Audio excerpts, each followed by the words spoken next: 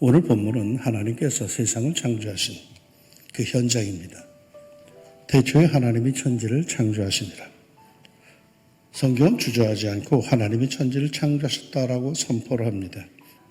혼돈하고 공허한 세상, 흑암이 짙게 드리운 세상, 한마디로 정리가 안 된 세상. 유대인들은 이를 없는 것, 무와 다를 바 없다고 여겼습니다. 이러한 세상에서 특이한 것은 하나님의 모습인데 하나님의 영은 수면 위에 운행하시니라 합니다.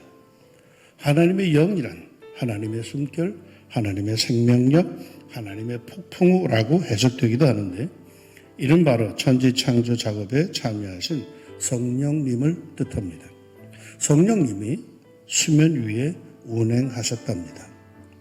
운행한다라는 뜻은 그 의미가 그저 한가롭게 왔다 갔다 하는 게 아니라 새가 그 새끼를 덮게 하거나 또는 그것들의 생명력을 성장시키기 위해서 그 위를 날며 알을 품는 것을 뜻합니다. 한마디로 하나님의 영이 만물을 품고 있는 그러한 모습입니다.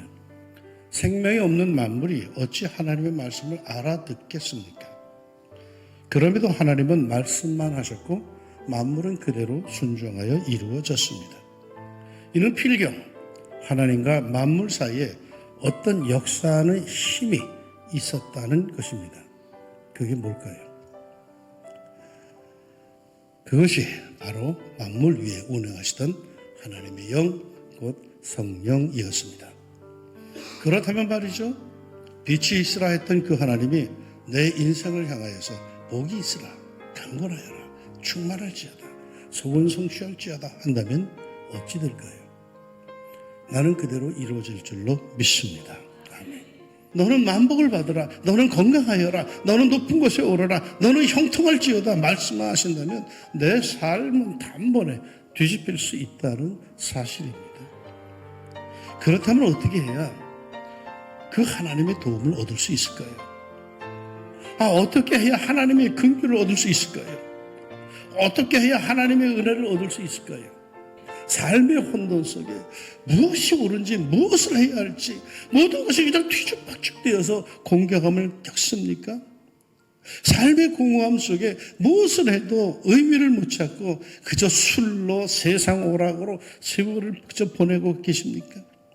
삶의 흑암 속에 도무지 길을 찾지 못해서 이럴 수도 없고 저럴 수도 없는 세월을 보내고 있습니까? 아무리 노력해도 모든 것이 엉망진창입니까? 전심으로 여호와 하나님께 마음을 쏟으세요. 하나님께서 내 인생을 긍휼히 여기신다면 말씀하실 겁니다. 명령하실 겁니다. 그러면 비로소 성령님께서 내 삶 속에 역사를 이루셔서 마침내 하나님께서 보시기에 좋았더라는 감탄의 삶을 반드시 이룰 것입니다. 오늘 우리 가운데 운행하시는 성령님께서 아멘 하는 여러분의 삶 속에서 드디어 꿈틀대는 창조의 역사를 이루시기를 예수님의 이름으로 축원합니다.